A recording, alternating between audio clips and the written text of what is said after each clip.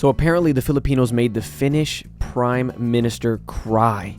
What happened inside that hospital room? A lot of people link this over saying that this is an absolute beautiful video you need to see, Vision. It's another incredible example of Filipinos being absolutely extraordinary.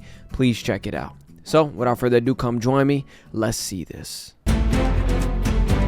Can you believe this? With just a simple gift, the Filipino people made the Prime Minister of Finland cry. No words could capture the emotion she felt.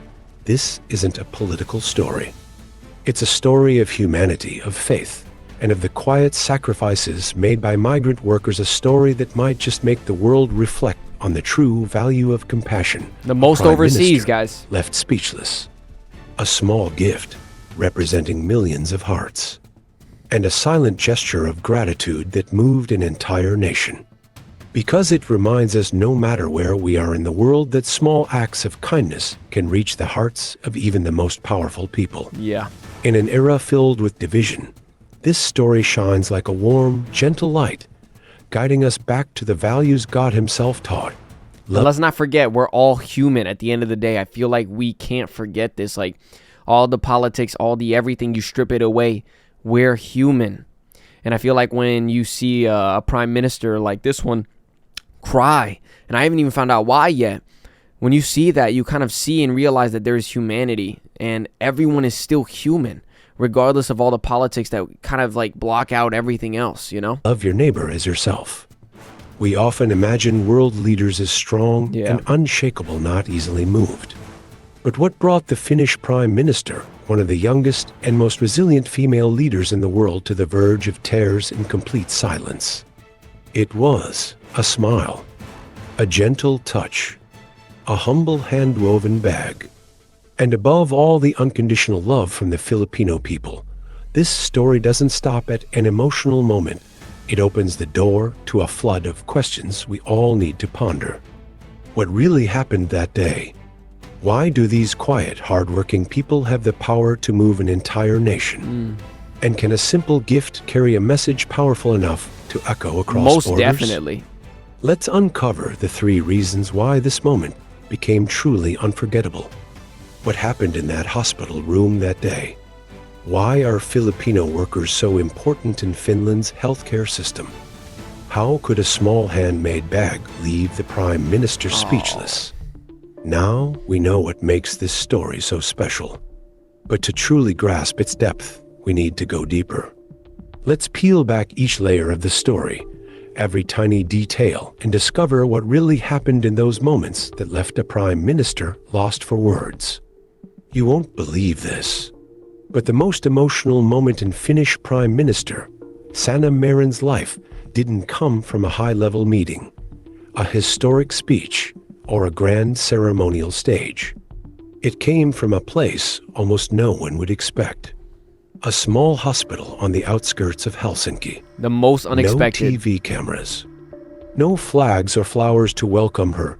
Just a long corridor, dim fluorescent lights, and the quiet sound of doctors' footsteps on cold tiled floors. As Prime Minister Marin walked down that hallway, she had no idea that one of the most perspective-shifting moments of her life was waiting at the end. She was guided into the intensive care wing, a place for the gravely ill, the elderly, the ones who needed more than medicine, they needed love. And then she saw them, the Filipinos, not just one, a whole team.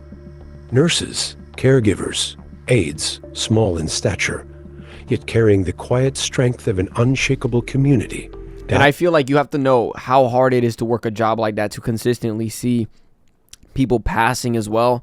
I feel like only Filipinos are probably the strongest when it comes to that, because not only are they resilient when it comes to, you know, typhoons that can happen and other things like that. I feel like it's a beautiful thing to witness them in a space where they are the utmost handleable like situations when it comes to passing and things like that, because they treat you as a human. And when you're treated as a human and someone who really matters to them in that moment, it can make that person who is passing feel much more at ease, especially when you can see that the person really means it. I feel like Filipinos, you know, like I said, in a situation like that, are the most humane. And I feel like it's perfect in that situation. And no one complained. No one looked exhausted. Yeah, see? Only professionalism and something unmistakable. A gentleness that came from the heart. An elderly Finnish man, unable to speak, unable to move, his eyes clouded by age and illness. But next to him, a Filipino nurse gently wiped the sweat from his forehead, whispering in Finnish, "I'm here. We'll get through this, okay?" Double quotes. At that very moment, Prime Minister Marin, long regarded as a symbol of strength and logic, froze. She couldn't look away. A small moment, but one with immense weight, because she understood then true love doesn't need words. It's communicated through a gaze, through unconditional care, through the way each Filipino there had traded in their personal life to lift someone else up. A petite woman approached Prime Minister Marin. Her uniform faded from constant washing, cracks on her hands, but a voice steady, like a prayer. "We didn't just come here to work. We came here to love." Aw, dude. That's what my mother taught me. And what God reminds me of every day.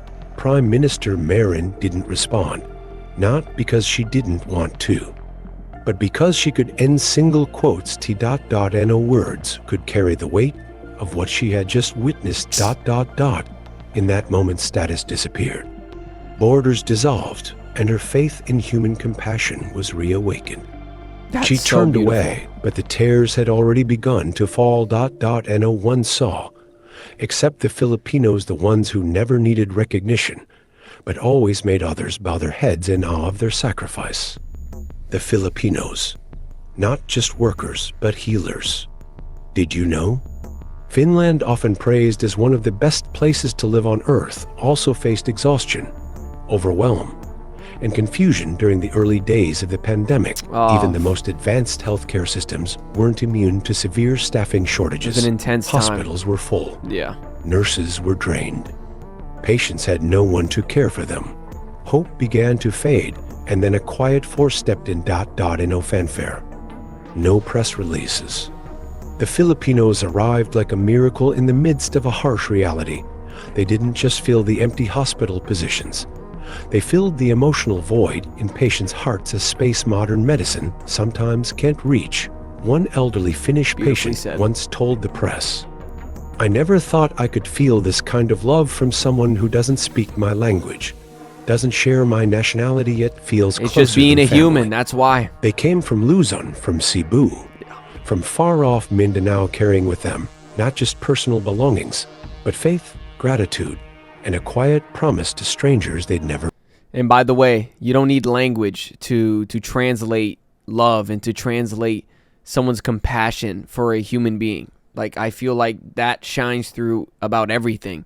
And I feel like a lot of people sometimes get confused when that applies to music as well, because I react to music on this channel. Sometimes you don't need to understand the language to feel compassion, to feel love, or feel passion as is in a song. And especially when it comes to a human being, and you can see compassion, you can feel compassion. And I feel like that is a beautiful example of it right here. Met. "I will be here for you until health returns, or peace gently arrives to take you home." They asked for nothing. They expected no recognition. They cared for patients as if caring for their own parents, because in their hearts lived an unshakable belief: every soul deserves to be loved. That's why, when Finland's Ministry of Health revealed that 14% of their healthcare workforce comes from the Philippines, many were surprised, but those who had been cared for by them. Not surprised at all, because to them, this isn't a job, it's a calling. Yeah. And that calling, that quiet devotion, is what stirred the hearts of the Finnish people and moved Prime Minister Marin herself to tears. If medicine is the science of healing the body, then the Filipinos are the artists who heal the soul. No fancy degrees. No international forums celebrating them, but they are the ones every patient mentions first when telling the story of their life. They are the quiet light during humanity's darkest days, and they have become the silent heartbeat of Finland, the humble bag and the silence that moved the world. No one in that room could have predicted that. Hello?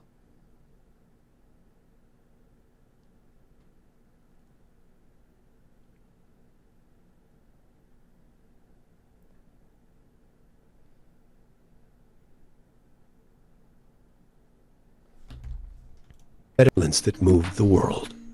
No one in that room could have predicted that a simple hand-woven bag with no logo, no brand, no material value could leave the leader of a nation speechless. After visiting the hospital, Prime Minister Sana Marin was invited to a small gathering, informal, off the record, just a warm, quiet moment of gratitude shared with the Filipino community living and working in Finland. There, under the soft glow of warm lights and the faint hum of gentle music from an old speaker, a bag was presented, not silk, not leather, just a bayong, the traditional Filipino woven bag made from palm leaves. Passed down through generations and crafted entirely by hand. But this was not a double quotes gift. Double quotes.it is a message, a memory, a prayer woven into every fiber with love. A representative of the community, an elderly nurse with sun-weathered skin and trembling hands, stepped toward the Prime Minister and said, "Ma'am, we have nothing luxurious to offer, but this bag woven by the hands of our mothers and grandmothers is a symbol of where we come from, of what we believe in and of the love we have for the country that opened its arms to us." Prime Minister Marin reached out to receive the bag, and in touching it, she touched a part of the Filipino soul. Each we've told a story. The story of mothers sending their children far away, hoping for a better life. The story of fathers staying up all night waiting for video calls from their daughters overseas, and of the children, like the very communities standing before her, carrying their faith like Ruth from the Bible, ready to say, "Your people will be my people. Your land, my land." Double quotes. And no one spoke. The room was so quiet, you could hear your own heartbeat. Prime Minister Marin bowed her head. These stories are incredible. Not out of protocol, but because she had understood the true meaning of service, not through power, but through love. In that moment, there were no leaders, no immigrants, only people connected by gratitude and kindness. And then her tears fell, not from sorrow, but from the overwhelming beauty of such a simple gift. It wasn't just a bag. It was the heart of a nation given freely, without reserve, and she understood. This gift isn't just a cultural symbol. It's a living lesson that the world won't be saved by weapons or power, but by love, quietly woven day by day. And that was when the world paused to listen, when a small gift shook the heart of a national leader.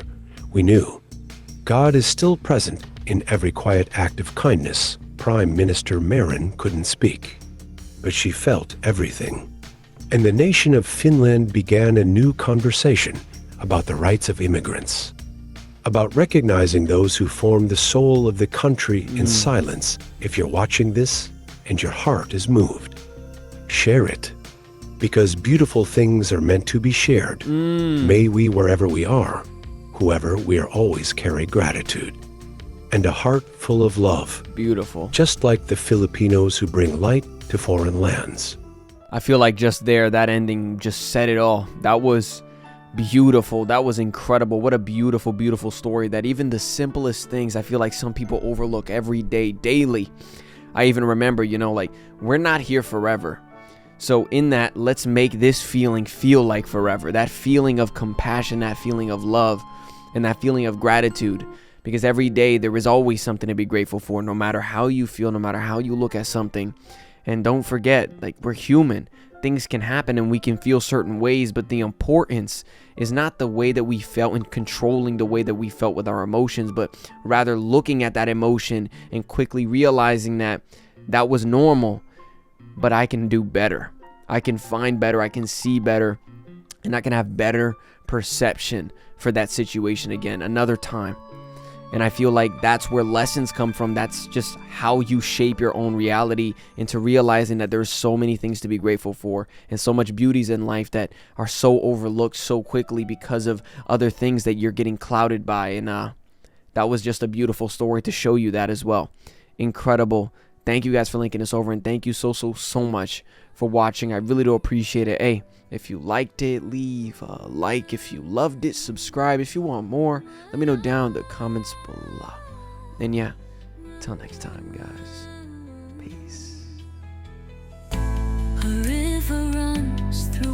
golden sand.